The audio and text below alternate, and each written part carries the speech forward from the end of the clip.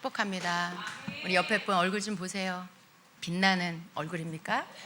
어여쁜 얼굴입니까? 예. 우리 짐제교회 성도님들은 또 예배하러 오시는 성도님들 또 많이 예배할수록 여러분의 얼굴에 뭐라고 해야 될까요? 뭔가가 벗겨집니다. 계속 뭔가가 벗겨져서 점점점 빛이 나고요. 그리고 피부가 아주 아름다워지고요. 주름살이 없어지고요. 젊어지고 예뻐진다는 게 사실입니다. 이게 영적인 거가 아니고 진짜 사실이 그렇다는 거예요. 진짜로 그렇게 여러분의 얼굴이 그렇게 바뀝니다. 여러분이 그것을 믿으세요. 서로의 얼굴을 보면서 저분 안에 주님이 계시는구나. 우리 집사님 한 주 만에 더 예뻐지셨네. 이렇게 더 발견하게 되는 서로의 얼굴을 보면서 느끼시길 축복합니다. 알아보실 줄 알아야 돼요. 네. 자, 여러분 우리 지난 화요일에 7시간 기도회 4월달 7시간 기도회 첫 화요일에 우리가 이 기도회를 가졌습니다. 좋으셨습니까? 저는 좀 여러분이 공지 알림방에 꼭 광고를 하지 않아도 좀 기도회 끝나고 나면 간증들이 있으면 간증을 좀 올리셨으면 좋겠어요. 그래서 여러분이 경험한 거, 체험한 거 그런 거 이렇게 좀 올려서 많은 성도님들이 보고 또 그거 보면 믿음이 또 생기거든요. 도전이 일어나고요. 그리고 또 기도하게 되고 서로 좀 그렇게 해서 은혜를 좀 나눴으면 참 좋겠습니다. 7시간 기도회를 하면서 주님께 제가 받은 게 있습니다. 제가 이 부분을 여러분과 함께 나눌까 아니면 그냥 저 개인적인 것으로 그렇게 간직할까 생각을 했습니다. 저에게는 굉장히 은혜가 됐어요. 주님이 이렇게 알게 해주신 것들이 저에게는 굉장히 은혜가 됐습니다. 그리고 또 여러분에게도 은혜가 될 거라는 생각이 들었어요. 그래서 여러분과 함께 좀 오늘 나누려고 합니다. 기도를 시작한 지 5시간 정도 지났을 때 그때 이제 주님의 음성이 들렸어요. 주님께서 저에게 이렇게 물으셨어요.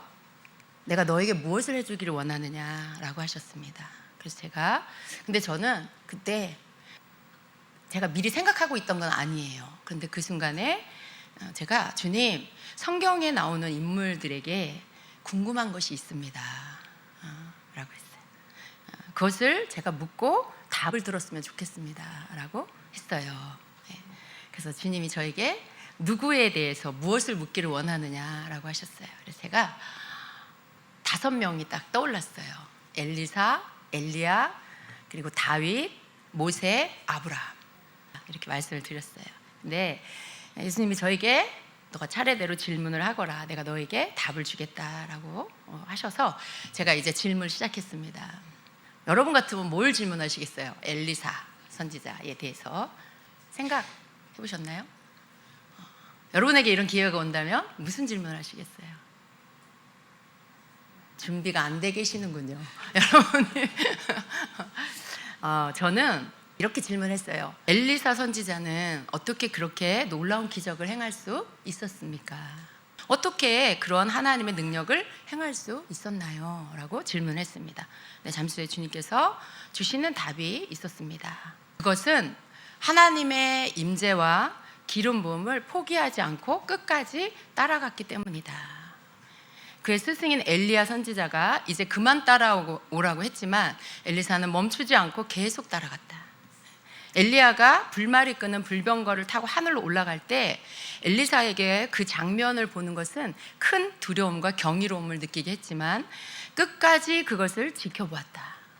엘리사에게는 두려움 가운데 그것을 눈을 떼지 않고 보는 것은 그리 쉬운 일은 아니었다.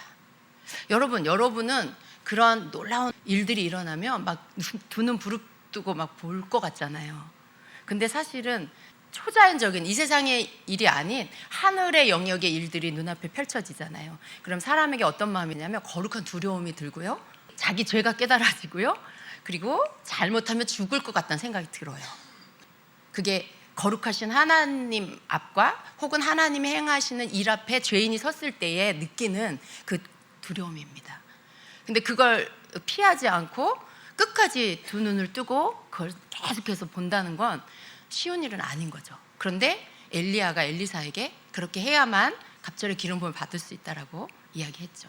엘리사가 그것을 그렇게 봤습니다. 그리고 그렇게 눈을 떼지 않고 보는 것은 그리 쉬운 일은 아니었다. 하지만 그것을 지켜봄으로 그는 엘리야의 겉옷을 믿음으로 취할 수 있었고 엘리야의 갑절의 능력이 그에게 임하였다라고 말씀해 주셨어요. 여러분, 이 말씀을 제가 이렇게만 해도 다 이해하시는 분도 있지만 여러분 중에는 성경을 안 읽어본 분은 이 내용이 뭔지를 모르시는 분들이 있을 수 있어요. 열왕기하 2장에 나오는 말씀이에요. 여호와께서 회오리 바람으로 엘리야를 하늘로 올리고자 하실 때에 엘리야가 엘리사와 더불어 길갈에 나가더니 근데 엘리야가 엘리사에게 이르되 청하건대 너는 여기 머물라 여호와께서 나를 베델로 보내시느니라 라고 말합니다. 그러니까 내가 베델로 갈 건데 너는 따라오지 말고 여기 있어 라고 한 거예요. 그런데 엘리사가 뭐라고 합니까? 여호와께서 살아계심과 당신의 영혼이 살아있음을 두고 맹세하노니 내가 당신을 떠나지 아니하겠나이다 이렇게 말해요. 그래서 또 두 사람이 같이 베델로 가죠. 근데 그 베델에 가서 또 엘리야가 엘리사에게 똑같은 말을 합니다. 나는 이제 여리고로 갈 건데 너는 여기 머물러라. 널 나 따라오지 마라 이렇게.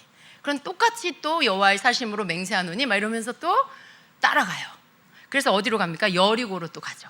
여리고에서 엘리야는 또 넌 여기 있어라. 넌 더 이상 나 따라오지 말고 여기 머물러라. 나는 요단으로 간다. 엘리사가 어떻게 했을까요? 따라갔죠. 요단에 가서 이제 엘리야가 하나님이 보내시는 불말과 불병거를 타고 하늘로 올라갑니다. 여러분, 성경에 나온 인물 중에 죽음을 보지 않고 하늘로 그냥 하나님이 데려간 두 사람이 있죠. 누구입니까? 에녹과 엘리야예요. 그 두 사람 중에 한 명인 엘리야가 지금 하나님이 하늘로 데려가는 장면입니다. 엘리야가 겉옷을 가지고 말아 물을 치매 물이 이리저리 갈라지고 두 사람이 마른 땅 위로 건너더라. 건너매 엘리야가 엘리사에게 이르되 나를 내게서 데려감을 당하기 전에 내가 내게 어떻게 할지를 구하라. 엘리사가 이르되 당신의 성령이 하시는 역사가 갑절에나 내게 있게 하소서 하는지라. 이르되 네가 어려운 일을 구하는도다. 그러나 나를 네게서 데려가는 것을 네가 보면 그 일이 내게 이루어지려니와 그렇지 아니하면 이루어지지 아니하리라 라고 말해줍니다. 그리고 이 11절에 엘리야가 승천한 장면이 나오죠. 두 사람이 길을 가며 말하더니 불수레와 불말들이 두 사람을 갈라놓고 엘리야가 회오리 바람으로 하늘로 올라가더라. 엘리사가 보고 소리 지르되 내 아버지여 내 아버지여 이스라엘의 병거와 그 마병이여 하더니 다시 보이지 아니하는지라. 이에 엘리사가 자기의 옷을 잡아 둘로 찢고 엘리야의 몸에서 떨어진 겉옷을 주워가지고 돌아와 요단 언덕에 서서 엘리야의 몸에서 떨어진 그의 겉옷을 가지고 물을 치며 이르되 엘리야의 하나님 여호와는 어디 계시나이까 하고 그도 물을 치매 물이 이리저리 갈라지고 엘리사가 건너니라. 이 말씀은 기름 부음에 대한 말씀이에요.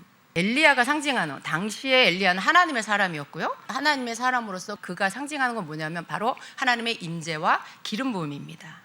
하나님의 임재와 기름 부음, 이것은요 성도에게 있어서 개인적으로도 꼭 있어야 할 것이에요. 그런데 하나님의 일을 하는 거에 있어서도 이것은 반드시 있어야 하는 것입니다. 하나님의 임재와 기름 부음. 엘리사는 엘리야를 보면서 그걸 알았어요. 하나님의 임재와 기름 부음, 그것이 없이는 하나님의 일을 할 수 없다라는 거.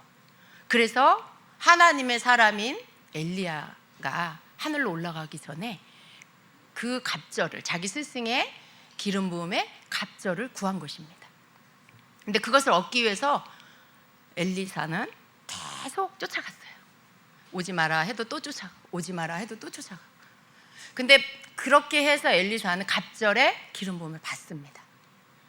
그 속에 그의 능력 가운데 우리가 성경에서 보듯이 엘리사의 그 사역 가운데 나타나는 놀라운 기적과 이적들은요 그 스승 엘리야와 비교할 수 없는 정말 그 놀라운 기적들, 초자연적인 기적들이 그 삶에 나타나죠.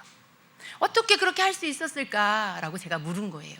어떻게 그렇게 놀라운 기적을, 자기 스승도 그렇게 하지 못했는데, 보통은 여러분 스승보다 나은 제자의 성장은 그 스승만큼이잖아요. 그런데 지금 이 상황 같은 경우는 그게 아니고 스승보다 갑절의 것들을 행하고 있는 엘리사입니다. 어떻게 그렇게 할 수 있었을까라는 거죠. 저는 그게 궁금했습니다. 그래서 그것에 대한 질문을 한 거고요. 바로 그 비결은 뭐냐면 바로 하나님의 임재와 기름 부음을 끝까지 포기하지 않고 따라갔다는 거. 바로 거기에 있습니다. 엘리사는요, 그것을 추구한 거예요. 여러분 뭘 추구하고 계십니까? 여러분 사람들은요, 각자 자기가 추구하고 있는 게 있어요. 첫 번째로 추구하는 게 있고요, 두 번째로 추구하는 게 있고요, 세 번째로 추구하는 게 있어요. 이것은 우선순위이기도 합니다. 그런데 하나님의 임재와 기름 부음을 추구하는 게 두 번째이거나 세 번째이면 여기에 해당되지 않습니다. 그것이 첫 번째일 때 엘리사와 같이 그렇게 끝까지 그것을 쫓아갈 수 있고요, 그리고 마침내 갑절의 기름 부음을 받을 수 있게 되는 것이죠. 여러분 그런 사람이 되길 원하십니까? 네. 끝까지 엘리사처럼 포기하지 않고 하나님의 임재를 쫓아가. 내가 그 가운데 믿음의 테스트가 있어요. 어쩌면 내가 죽을 수도 있겠다라는 두려움을 느낄 수도 있는 그런 어떤 믿음의 테스트가 있을 수도 있어요. 엘리사에게 있어서 그 믿음의 테스트는 뭐였어요? 엘리야가 하늘로 승천하는 그 장면을, 그 어마어마한, 여러분 우리는 성경에 이렇게 기록되어 있으니까 그랬나 보다 하지만 이게 내 눈앞에서 현장에서 펼쳐진다라고 한번 생각해 보세요. 여러분 이건 참 너무나 놀라운, 해외 토픽보다 더한 거 아닌가요? 이런 일이 갑자기 인천에서, 인천 작전동에서 갑자기 하늘에서 불말과 물병거가 내려와, 불수레가 내려와서 막 사람 태우고 어디론가 가버렸다, 없어졌다. 여러분 불말 불병거 본 적 있으세요? 우린 그걸 본 적도 없어요. 그냥 상상을 하는 거죠. 막 불에 휩싸여 있는, 그런 타지 않는, 이 세상에 존재하지 않는 놀라운 생물과 병거가 갑자기 하늘에서 내려와가지고, 여러분 그걸 본다는 게 정말 너무 경이롭기도 하지만 두렵기도 한 일이죠. 근데 그것들을 두렵기도 하지만 눈을 피하지 않고 다 본 거예요. 그걸 본다는 것은 그 안에 엘리야의 그 말이 있었죠. 네. 이걸 꼭 봐야만 네가 그것을 얻을 수 있다. 네가 어려운 걸 구하는구나 라고 했어요. 근데 그 말을 기억하고 엘리사는 끝까지 그걸 보고 그리고 받게 된 것이죠. 이러한 테스트, 그리고 끝까지 포기하지 않고 하나님의 임재와 기름 부음을 추구하는 것, 이러한 것들이 엘리사를 있게 한 것입니다. 두 번째, 엘리야 선지자입니다. 엘리야 선지자에 대해서 제가 이렇게 질문을 했습니다. 여러분 어떤 질문을 하시겠어요? 여러분이라면 어떤 질문을 하시겠습니까? 각자 한번 생각해 보시기 바랍니다. 뭐라고요? 번거 타고 올라갈 때 좋았겠죠. 그냥 제가 이렇게 질문을 했습니다. 어떻게 하늘문을 닫기도 하고 열기도 할 수 있었는지. 여러분 엘리야가 하늘문을 닫기도 하고 열기도 했잖아요. 그리고 하늘에서 어떻게 불이 내려오게 할 수 있었는지, 그게 궁금했어요. 그래서 그걸 질문을 했습니다. 어떻게 하늘문을 닫기도 하고, 사람인데 어떻게 하늘문을 열기도 할 수 있었어요? 어떻게 하늘에서 불이 내리게 할 수 있었어요? 여러분 그냥 당연한 것처럼 생각이 되나요? 한 번쯤 질문할 수 있잖아요. 나하고 똑같은 성정을 가진 사람인데 어떻게 그렇게 할 수 있었을까 하는 질문인 것입니다. 그런데 대답은 아주 간단하셨어요. 그것은 순종 때문이었다라고 하셨어요. 엘리야는 하나님의 말씀에 하나님께서 하라 하시는 대로 순종했고, 또 어디로 가라 하시면 가고, 거기 머물러라 하면 또 거기서 머물렀다는 것입니다. 긴 가뭄이 있었죠. 3년 반 동안에 비가 오지 않는 가뭄이 있었어요. 그것도 엘리야가 말한 거예요. 가뭄이 있을 거다. 그리고 비가 안 왔죠. 비가 올 거다 하니까 또 비가 왔어요. 여러분 이게 하늘문을 닫고 열고 하는 거예요. 긴 가뭄과 가뭄 때문에 물과 식량이 다 말랐을 때도요, 먹을 게 막 없어지잖아요. 물이 막 없어지잖아요. 그런데도 그때도 어떻게 해요? 하나님이 머물라고 하는 곳에 머물렀어요. 그리시네가에서 머물렀어요. 거기에 물이 마르니까 하나님이 이제 시돈 땅에 있는 사르밧에 가라 하니까 또 그 말씀대로 순종해서 움직였고요. 이렇게 막 가뭄 속에 식량이 없어지고 물이 없어져 가는 그때에도 여전히 하나님의 말씀에 이끌려서 살았습니다. 그때는 영적으로 굉장히 어두운 그런 시대였지요. 사람들이 다 하나님을 버리고 우상 숭배로 다 떠나가 버리는, 하나님 버리는 그런 때, 그런 그때에 엘리야는 어떻게 해요? 끝까지 하나님 말씀에 순종하는 그러한 삶을 살았던 것입니다. 그가 하나님께서 명하신 것을 그의 입술로 선포할 때 그게 이루어지는 역사가 나타나기 시작한 것은요, 왜 그런 거예요? 엘리야가 하나님의 말씀에 순종하는 삶을 살았기 때문에 그렇다라고 말씀해 주셨어요. 그냥 몇 번 순종하는 거는 할 수 있죠, 여러분. 그리고 순종하다가 또 안 하다가, 순종하다가 안 하다가, 이런 건 할 수 있어요. 여러분 오늘도 그렇게 했죠. 여전히 늘 그렇게 하고 살고 있죠. 네, 순종하다가도 또 안 하고, 내가 하고 싶은 것만 하고 하기 싫은 건 안 하고, 어려운 건 안 하고 쉬운 건 하고. 근데 엘리야는 어떻게 했어요? 다 순종했어요. 말씀하시는 대로 끌려서 순종하며 살았던 것이 우리와 다른 겁니다. 근데 그렇게 순종하는 삶이 있었을 때 그의 말이, 하나님이 주시는 말씀을 그가 선포했을 때 그 말이 이루어지는 역사가 나타나는. 그래서 하나님이 내가 3년 반 동안 비를 내리지 않을 거다 했을 때 그 말을 선포하니까 그대로 되죠. 내가 비를 내릴 거다, 그 말을 선포하니까 비가 왔어요. 하늘에서 불이 내려서 하나님 앞에 기도하고 단을 쌓고 바알과 아세라 선지자들과 대결할 때도 하나님 앞에 기도하고 불을 내려달라고 하니까 불이 내려서 물에 다 젖어버린 그 단에 불이 내려서 다 태워버리는, 그 선포하고 말한 게 그대로 이루어지는 역사가 나타난 거. 이게 순종 때문이라고 말씀해 주셨습니다. 굉장히 순종은 강력한 능력이 있는 것이죠. 세 번째는 다윗왕입니다. 다윗왕에 대해서 무슨 질문을 했을까요? 여러분 이쯤 되면 여러분 질문을 빨리 생각해 봐야 돼요. 무슨 질문을 할까? 맞춰보세요 여러분. 다윗왕에 대해서 어떤 질문을 하고 싶으세요? 여러분 이것은 의외로 좀 쉬울 수 있지 않아요? 할 말 있는 것 같은데. 사울 어떻게 가만히 뒀냐고요? 그래요. 그것도 궁금할 수 있죠. 근데 그건 성경에 나와 있고요. 사실 뭐 다 성경에 나와 있어요. 근데 제가 궁금한 건 어떻게 그렇게 하나님을 사랑하고 경외할 수 있었는지, 어떻게 하나님과 평생을 친밀할 수 있었는지, 그게 궁금했습니다. 그래서 그 질문을 드렸고요. 주님이 주신 답은 이런 거였습니다. 어린 시절 들판에서 다윗이 목동으로 있을 때 많은 날 다윗은 외로움을 느꼈다. 그 외로움을 느끼는 시간에 그는 하나님께 이야기하기 시작했고, 그것은 그를 외롭지 않게 해주었고 오히려 하나님이 다윗 곁에 계심을 느끼게 해주는 시간이 되었다. 외로움은 다윗이 간절히 하나님을 찾게 하는 시간이 되었고, 하나님으로 그의 기쁨을 삼으며 하나님은 그의 위로가 되시며 그의 힘이 되시는 시간이 되었다. 사울이 다윗을 쫓고 그를 죽이려고 찾을 때에도 그는 외롭고 힘들었지만 그때도 오직 하나님만이 그의 힘이시오 반석이 되어주셨다. 외로움은 하나님을 만날 수 있는 다윗의 영혼의 배고픔이 되었던 것이다. 홀로 있는 외로움 속에서 다윗은 오히려 시편 23편과 같은 고백을 드릴 수 있게 되었다라고 하셨어요. 그러니까 다윗이 하나님과 친밀할 수 있고 하나님을 사랑하고 경외할 수 있었던 비결은 외로움 때문이었다는 거예요. 여러분 외로울 때 있으시죠? 그때 뭐 하세요? 어떻게 하세요?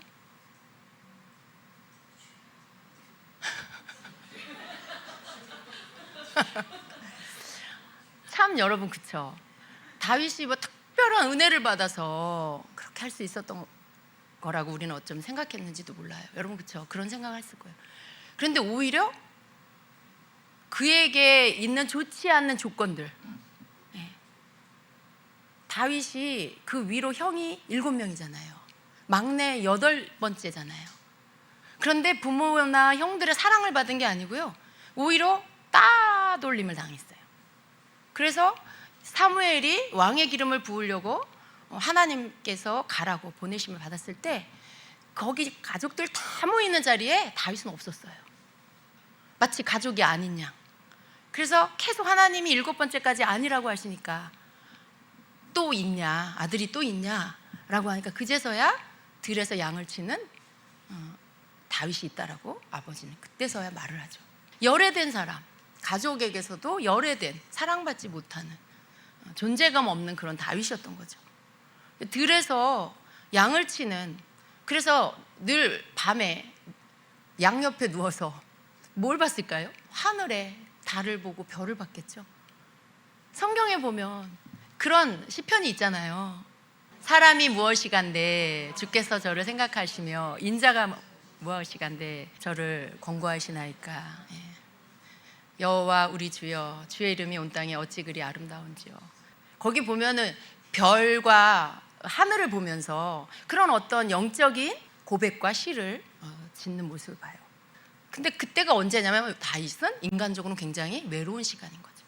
누가 친구가 되어주는 사람도 없고 누가 같이 말동무가 되어주지도 않고 그냥 홀로 있는 외로운 그 시간에 오히려 그 외로움 때문에 다윗은 하나님 앞에 하나님을 찾으면서 하나님께 말을 걸고 이야기를 하기 시작하고 고백을 하기 시작하고 찬양을 하기 시작하고 그 외로움이 하나님과 가까워지는 시간, 하나님이 만나주시고 하나님이 부어주시는 그런 하나님이 어떤 분인지를 알게 되는 시간, 지혜가 임하는 시간, 하나님께로부터 사랑받는 시간, 하나님과 친밀해지는 시간이 되었다는 것이.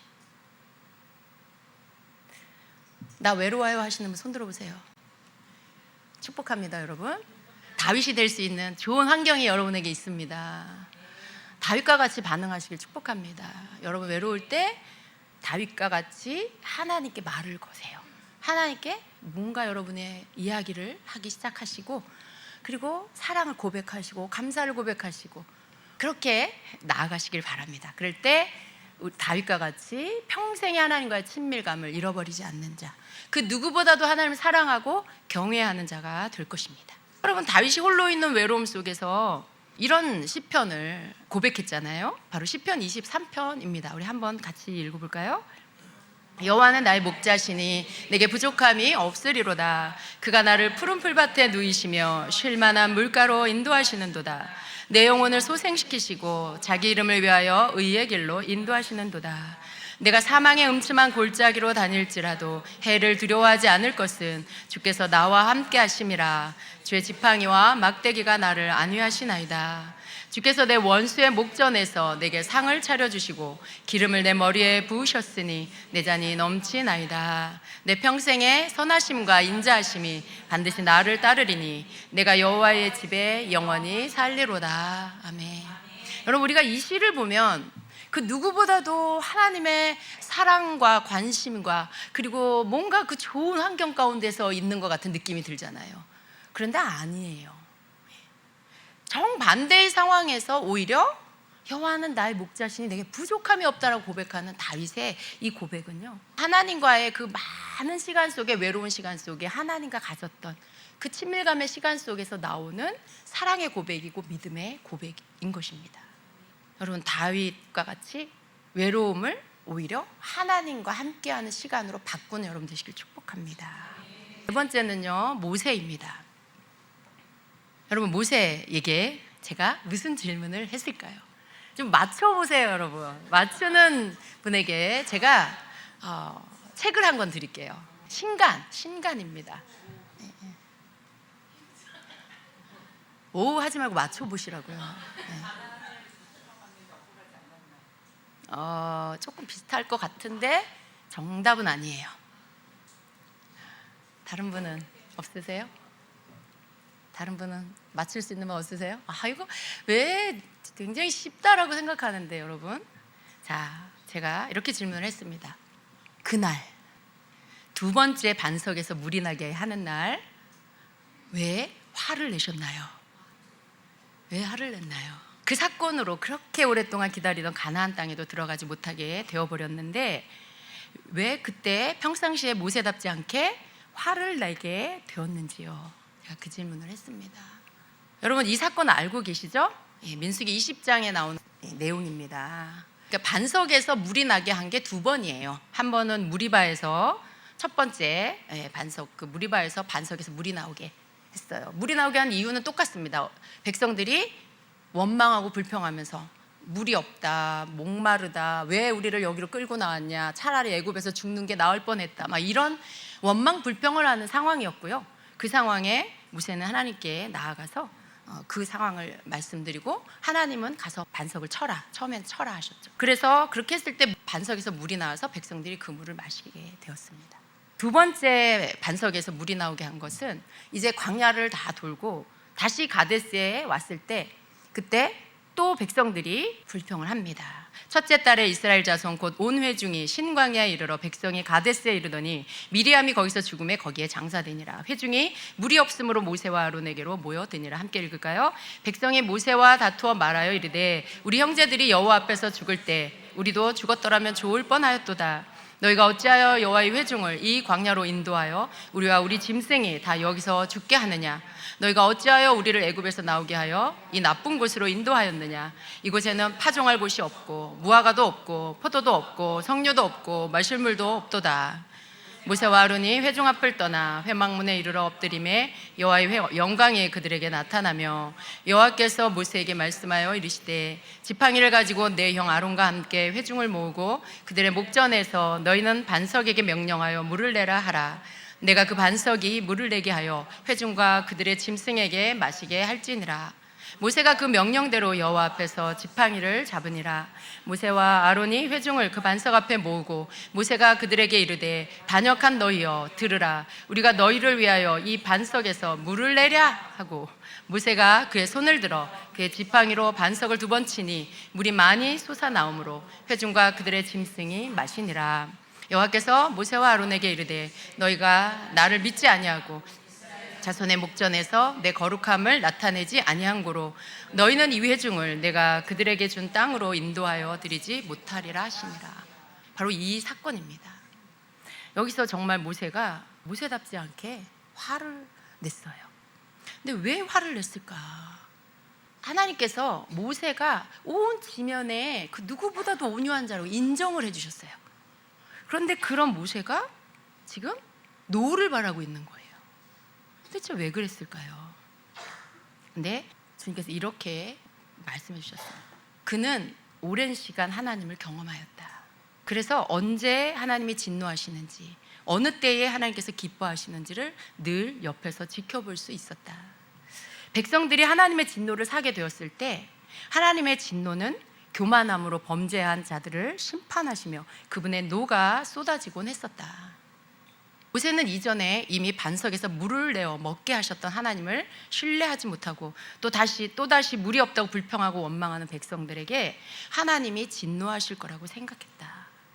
모세의 실수는 자신이 하나님을 대신해서 노를 바랬다는 것이다. 그는 자신은 하나님의 종이고 하나님의 뜻을 전달하는 통로인데 모세 자신이 하나님을 대신하는 양 백성들을 향해 노를 바랬다는 것이다.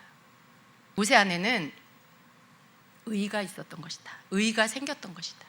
오랜 시간 하나님의 말씀을 대언하면서 모세 자신도 모르게 그 속에 자기 의가 생겼고 그날 그는 또다시 물이 없다고 불평하는 백성들을 향해 자기의 의에서 나오는 분노를 발했던 것이다.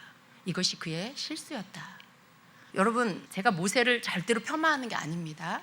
저는 모세를 존경하고 또 좋아합니다. 성경의 위대한 인물입니다. 그런데 사람이에요.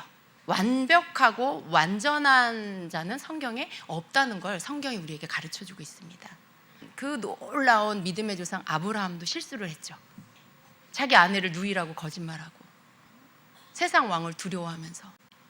근데 여러분, 그냥 그게 하나님이 우리에게 그런 것들을 성경에 다 기록해 놓은 이유는 뭐예요? 인간의 모습이 이렇다. 어느 누구도 완벽하고 완전한 자는 없다는 걸 우리에게 가르쳐 주시는 거예요. 근데 모세도 그가 뭘 잘못한 모습을 우리가 볼 수 없어요. 그래서 딱 한 가지, 바로 여기 이 가데스에서 반석에 물을 내는 것에 대해 하나님께서 말씀하신 대로 하지 않고 거기서 화를 내는 것, 그 실수를 한 것입니다. 왜 그랬을까? 라고 할 때 모세는 오랫동안 하나님 옆에서 항상 하나님과 백성 사이에서 하나님 앞에 묻고 그리고 하나님 주신 말씀을 전달하고 그렇게 했습니다. 백성들이 막 교만해서 원망하고 불평할 때 그때 그들의 그런 것들을 하나님께 아뢰고 그것을 하나님은 들으시고 거기에 모든 것들을 항상 하나님이 다 다스려 주셨죠. 정리해 주셨죠. 교만하여 대적하는 자는 하나님이 징벌하셨습니다. 구약시대에는 어땠어요? 즉각적인 심판이 이루어졌어요. 그들이 고라당 같은 경우 어떻게 해요? 땅이 갈라져서 삼켜버리는 심판이 임하고 그 사람들에 대해서 심판하는 것을 모세는 두 눈으로 똑똑히 봤어요. 여러분 40년을 하나님 앞에 종으로 살면서 백성과 하나님 사이에서 하나님이 행하시는 일들을 본 사람이라는 거죠. 언제 하나님이 기뻐하시는지, 언제 하나님이 진노하시는지를 모세는 누구보다도 잘 아는 그런 사람인 거예요. 이번 일이 터졌어요. 민수기 20장의 일이 사건이 터졌습니다.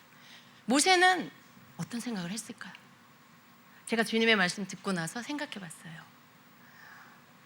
아, 얘네들도 죽게 생겼구나. 아마 이 생각을 했을 것 같아요. 왜냐하면 앞에 반석에서 무리를 나게 할 때, 무리바 사건에서도, 그리고 그 원망하고 불평하는 자들은 항상 하나님이 치셨어요. 모세가 그 마음 가운데 하나님께 이들이 또 벌을 받겠구나, 심판을 받겠구나, 이런 생각을 할 수 있었을 것 같아요. 그런데 하나님께 가서 말씀을 드리니까 가서 지팡이를 내밀어라, 그리고 명령해라, 물을 내라라고 명령해라. 그런데 모세는 돌아와서 명령을 하지 않고 반석을 두드리면서 화를 낸 거죠. 아, 모세도 사람이었구나.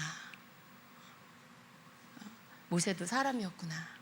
인간이요, 여러분, 모든 사람들 가운데 있는 게 내가 뭔가를 옳게 행하면 내가 항상 옳게 행해, 내가 항상 바르게 행해. 그러면 여러분, 그 사람이 의롭다고 생각이 들죠. 의롭다는 생각을 할 수 있어요. 왜냐하면 의롭게만 살았으니까, 의롭게 행했으니까, 그리고 의로우신 하나님 곁에 늘 있었으니까. 근데 이 사건 안에서의 실수는 백성을 향해서 화를 내는 지점에서 모세의 마음이 하나님이 내실 화를 모세가 지금 내고 있는 거예요. 하나님이 백성들에게 진노하셔야 되는데 그렇게 불평하고 원망하고 하고 있는 그 백성들에게 하나님이 진노하셔야 되는데 오히려 모세가 노를 바라고 있는 그런 상황에 하나님이 내실 화를 모세가 마치 내가 하나님이냐고 그 백성들을 향해 지금 노를 바라고 있는 그런 형상이 돼버린 거예요. 물론 여러분, 모세가 악해서 막 악한 사람이어서 그랬건 절대 아닙니다. 사람은요, 자기가 자기를 모를 때가 있어요. 어느 순간 뭔가가 내 안에 꿈틀꿈틀 이렇게 자리 잡고 생기면 그게 조심하지 않으면 그게 불쑥 상황을 맞이하며 그 상황 가운데 그 불쑥 속에 있는 것들이 나옵니다. 그리고 그걸 쏟아내고 나면 어떻게 해요? 아, 내가 실수했구나, 내 안에 이런 게 있었구나, 그제서야 깨닫게 돼요. 근데 모세도 이 부분에 대해서는 그런 실수를 행한 것 같아요. 오히려 여러분, 죄를 늘 짓고 사는 사람은요, 자기가 더러운 죄인인 걸 알아요. 내세울 게 하나도 없고 내가 얼마나 추악한 죄인인지 알아요. 그런데 의롭게만 사는 사람은요, 의롭게만 사는 사람은 내가 어느 순간, 처음부터 그러진 않아요. 근데 지금 거의 40년이 지났어요. 하나님의 종으로 하나님의 말씀을 대언하며 그 백성들에게 하나님 뜻을 전하고 사는 그 시간이 40년이 됐어요. 모세에게 의로움에 대한 어떤 생각이 자기도 모르게 한켠에 생길 수도 있었겠다, 그런 생각이에요. 사람이기 때문에. 정말 이건 실수죠. 그렇지만 안 했으면 좋았을 실수를 하게 된 거죠. 그리고 이 일로 인해서 여러분, 이런 게 있어요. 하나님은요, 이 사람에게 100이라는 은혜를 줬다. 근데 옆에 사람에게는 50만큼의 은혜를 줬어요. 그러면 하나님이 요구하는 거룩함이 달라요. 100이라는 은혜를 받은 사람에게는 하나님은 100의 그 거룩함을 요구하세요. 근데 50만큼의 은혜를 준 사람에게는 50의 거룩함을 요구하세요. 모세는 이때에 이 상황에 가장 큰 은혜를 받은 자죠. 하나님께서 하나님을 대신하는 자로 모세를 썼어요. 깊은 하나님의 그 영광, 그리고 능력, 하나님의 그런 모든 것들을 전하는 자였고 경험하는 자였고, 하나님의 말씀을 모세의 입을 통해서 전달함으로 일들이 이루어지게 되는 그러한 통로였습니다. 그런 모세를 향해 하나님이 요구하시는 거룩함은 어떤 걸까요? 굉장히 높은 수준의 거룩함을 요구하십니다. 왜냐하면 그가 어린아이가 아니기 때문에. 그는 하나님을 얼굴을 대면해서 본 자다. 그죠? 모세는 하나님을 대면해서 본 자라고 성경이 말씀하고 있어요. 그만큼 하나님의 깊은 것까지 이미 경험한 사람. 그러니까 하나님이 모세에게 요구하는 거룩함은,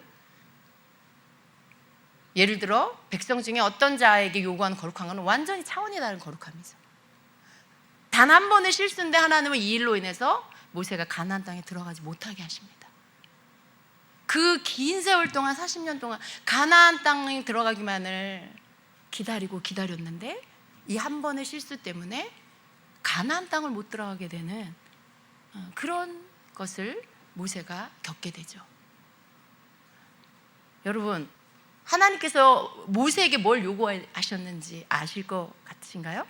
하나님은 모세가 노를 바라는 것이 그게 허락되지 않은 거예요. 모세가 그렇게 한 것에 대해서 하나님께서 모세를 책망하시는 그런 상황인 것이죠. 여호와께서 모세와 아론에게 이르시되 너희가 나를 믿지 아니하고 이스라엘 자손의 목전에서 내 거룩함을 나타내지 아니한 고로 너희는 이 회중을 내가 그들에게 준 땅으로 인도하여 드리지 못하리라 하시니라. 하나님의 거룩함을 나타내지 않았다. 그러니까 하나님은 모세를 통해 하나님을 나타내는 자로 그렇게 살았고 또 그렇게 살았어야 됐던 거죠.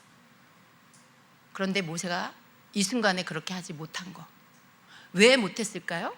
바로 자기 속에 있는 조그마한 그 의를 버리지 못해서, 그래서 자기 화를 낸 거죠. 하나님의 진노가 아닌 자기 화를 쏟아냄으로 인해서 하나님의 거룩함을 나타내지 못하는 그런 실수를 범했다라는 것입니다. 자, 5번째로 아브라함입니다. 아브라함에게는 어떤 질문을 했을까요? 모르겠습니까? 권사님 모르겠어요? 네, 우리 안디옥 권사님. 어떻게 믿음의 조상이 될 수 있었나? 비슷한 질문이긴 하지만 콕 집어서 해주시면 더 좋을 것 같은데, 결과적으로는 믿음의 조상이 됐어요. 그렇지만 어떤 사건의 그 부분들을 제가 질문을 했습니다. 이삭을 드릴 때 어떠한 마음이었냐고요? 근데 저하고는 핀트가 좀 안 맞아요. 그 사건이긴 합니다. 자, 제가 한 질문은 이거예요. 어떻게 100세에 낳은 하나밖에 없는 아들 이삭을 하나님께서 바치라라고 명령하셨다고 해서 그렇게 빨리 바칠 수 있었나요? 여러분, 아브라함이 고민한 시간이요, 그러니까 3일째 이삭을 바치러 갔어요. 그러니까 3일째 도착했나? 아무튼 3일을 넘지 않았습니다. 100세에 낳은 아들을 여러분 3일, 2, 3일 고민하고 하나님께 제물로 바칠 수 있을까요? 여러분 그냥 이삭 데리고 도망가지 않을까요? 여러분이면? 쉽지 않은 일이에요. 그래도 여러분 한 달을 고민하진 않을까? 하나님께 조르겠죠. 하나님, 반드시 바쳐야 하면 제가 이 아들과 여행을 좀 다녀오겠습니다. 시간을 좀 주십시오. 별별 걸 다 끌어와가지고 계속 하나님 앞에 시간을 연장하겠죠. 그죠? 그리고는 허구한 날 울고 통곡하면서 나날을 보내고 우울증에 걸려서 아마 아브라함이 먼저 죽었을지도 몰라요. 근데 제가 이 질문을 드렸어요. 어떻게 그렇게 짧게 고민하고 그 아들을 바칠 수 있었을까요? 하나님은 아브라함 부부에게 이미 그 나이에 얻을 수 없는 아들을 주셨다. 그죠? 100세의 아들을 낳는다. 사라가 이미 생시 있게 모든 기능이 끝났습니다. 아이를 낳을 수 있는 기능이 없어요. 그런데 아들을 낳게 하신 하나님, 그것은 불가능한 일이었다. 그런데 하나님은 그 불가능한 일을 가능으로 바꾸셔서 아브라함에게 아들을 주셨지. 그렇게 주신 아들을 다시 하나님께 바치라고 하셨을 때 그는 생각했다. 이미 생산의 때를 다 지나버린 뒤라 아들을 달라고 조르지도 않았을 때에 불가능을 가능으로 바꾸셔서 아들을 주신 하나님께서 왜 다시 아들을 바치라고 하시지? 그런데 많은 생각을 하지 않아도 아브라함은 알 수 있었다는 거예요. 처음 아들을 주실 때에도 불가능한 가운데 그것을 가능으로 바꾸셔서 주신 하나님, 그 아들이 자신의 씨가 되어서 많은 민족을 이룰 것이라고 약속해 주신 하나님께서 이 아들을 제물로 바쳐서 죽는다 해도 다시 살려주시지 않겠는가? 라는 이 생각을 했다는 것입니다. 처음도 불가능을 가능케 하신 하나님께서 두 번째도 불가능을 가능으로 바꾸시는 게 뭐가 그리 어려운 일이야? 라고 생각을 했다라는 것입니다. 첫 번째 불가능한 일도 하나님이 하신 것이니 두 번째 불가능한 일도 하나님은 하실 수 있다라고 아브라함은 믿었다는 것입니다. 히브리서 11장 17절에서 19절에 이런 말씀이 있어요. 함께 읽어봅니다. 아브라함은 시험을 받을 때에 믿음으로 이삭을 드렸으니 그는 약속들을 받은 자로 돼 그 외아들을 드렸느니라. 그에게 이미 말씀하시기를 네 자손이라 칭할 자는 이삭으로 말미암으리라 하셨으니 그가 하나님이 능히 이삭을 죽은 자 가운데서 다시 살리실 줄로 생각한지라. 비유컨대 그를 죽은 자 가운데서 도로 받은 것이니라. 제가 이 말씀을 듣고 성경에 이 말씀이 생각이 났어요. 그런데 참 재밌었어요. 왜냐하면 성경에 기록된 말씀은 정말 그냥 말씀이잖아요. 그 사람의 심정, 그 사람이 어떤 마음으로 그랬는지, 무슨 생각을 했는지 이런 부분이 설명되어 있지는 않아요. 그런데 제가 질문을 하고 답을 들었을 때는 그 개인의 생각, 왜 그렇게 했는지, 무슨 마음이었는지, 무슨 생각이었는지 함께 그것을 듣게 되었어요. 너무나 이해가 됐어요. 이렇게 환상 속의 Q&A는 끝났습니다. 정말 Q&A더라고요. 예. 다시 제가 정리를 해드리면요, 엘리사의 능력의 근원은 하나님의 임재와 기름 부음을 포기하지 않고 따라갔다라는 것. 예. 통과하기 힘든 믿음의 테스트도 그 임재와 기름 부음을 놓치지 않기 위해서 굳건히 통과했다라는 것입니다. 엘리야의 하늘을 움직이는 기도의 능력은 하나님께 순종하는 삶에서 온 것이다라는 겁니다. 다윗의 하나님을 향한 사랑과 친밀함은 깊은 외로움의 시간을 우울해하지 않고 하나님을 찾으며 하나님만 의지하며 하나님과 시간을 보냄으로 얻은 것이다라는 것입니다. 하나님이 인정하시는 온유함을 가진 모세가 화를 바람으로 가나안 땅에 들어가지 못했는데 그 화를 바란 이유는 완벽해 보이기까지 한 모세이지만 그도 사람이기에 자기 의에 잠시 속아 하나님의 거룩하심을 드러내지 못했기 때문이다라는 것입니다. 아브라함이 100세에 낳은 아들 이삭을 오랜 시간 고민하지 않고 하나님께 바치는 일에 순종할 수 있었던 것은 첫 번째 불가능을 가능케 하신 하나님이 두 번째 불가능도 가능케 하셔서 다시 살게 하실 것을 믿었기 때문이다라는 것입니다. 아멘입니까, 여러분? 네. 근데 제가 여러분 사실은 이것을 나누려고 이제 생각할 때 제가 조금 걱정이 됐어요. 왜냐하면 이건 성경이 아니에요. 이건 그냥 저의 체험이고 간증입니다. 제 개인적인 체험이에요. 이건 성경이 아니에요. 항상 여러분이 누군가의 간증이나 체험을 들을 때 성경처럼 받아들이시면 안 돼요. 다만 제게 이 체험이 저에게는 은혜가 되었고 그래서 여러분에게도 은혜가 될 것 같아서 제가 나누는 겁니다. 그래서 여러분도 이걸 듣고 그럴 수도 있겠구나 이런 마음으로 들어주시기를 바라는 거예요. 여러분, 우리가 항상 기억해야 될 게 뭐냐면 그 어떤 것도 성경 위에 두면 안 돼요. 우리는 항상 성경의 울타리 안에 있어야 돼요. 어떤 체험도 어떤 간증도 성경 위에 있을 수 없고 성경과 같은 권위를 가질 수 없습니다. 이건 여러분에게 아주 중요한 분별력을 주는 거예요. 아무리 대단한 체험이고 아무리 대단한 간증이 여러분 그런 걸 듣게 되고 접하게 된다 해도요, 그것 때문에 여러분이 말씀을 버리고 그걸 추구하고 쫓아가면 안 돼요. 역사 속에 많은 잘못된 이단과 사이비와 잘못된 길로 빠지는, 처음엔 하나님 사랑했어. 근데 가다가 중간에 잘못된 길로 가서 타락하고 피폐해지는 그런 사람들의 공통점이 뭐냐 하면 바로 이거예요. 체험을, 간증을, 자기가 한 영적 체험을, 자기가 들은 음성을, 자기가 본 환상을, 자기 속에 들리는 음성을 성경보다 위에다 둬서 혹은 성경과 같은 권위를 주어서 거기에서 속고 그리고는 다 잘못된 길로 가게 되는 것입니다. 그러니까 여러분은 간증을 듣거나 이런 체험을 들을 때 항상 성경보다 앞에 두면 안 돼요. 제가 드리는 여러분 이 간증도, 이 체험도 그럴 수도 있겠구나 하는 마음으로 받아들이시기 바랍니다. 아멘. 기도하겠습니다. 오늘 함께 나눈 그런 간증 가운데 저는 은혜가 되는 그러한 말씀들이 있었습니다. 그리고 또 나 자신도 돌아보게 되는 그러한 시간도 되었습니다. 나도 내 의로 행할 때가 많이 있었구나, 이런 깨달음을 갖게 됐기도 했고요. 와, 아브라함의 믿음은 그런 일들을 나도 경험했는데, 한 번 겪었는데 그 다음에 그러한 일이 일어날 때 나는 믿지 못할 때가 많았구나. 근데 아브라함은 믿었는데 그 믿음의 차원이 다르구나.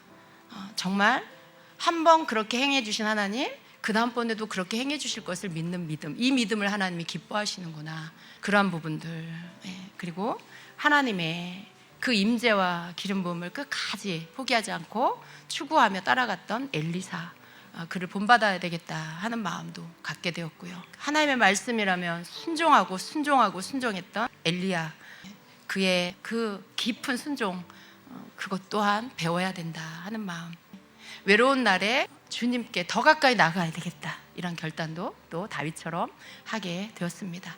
여러분도 그렇게 하시기를 바랍니다. 좋은 것을 취하여 여러분에게 적용시키시고요, 배우시고요, 또 여러분도 그렇게 해 나가시게 되면, 그러면 여러분에게 복이 되는 것입니다. 오늘 이 시간에 함께 기도할 때 여러분 마음에 나도 그렇게 해야 되겠다라고 붙잡게 되는 그 인물들, 그의 그러한 어떤 것들이 있었다라면 여러분 그것을 기도하시기 바랍니다. 또 깨닫게 하시는 부분이 있다라면, 또 회개하게 하시는 부분이 있다라면 여러분 또 그것을 가지고 기도로 나아가게 되시기를 바랍니다. 우리 이 시간에 주여하고 우리 기도하시고요. 조금 기도한 후에 제가 여러분 안수 사역해 드리겠습니다. 우리 주여 한번 하고 기도하겠습니다.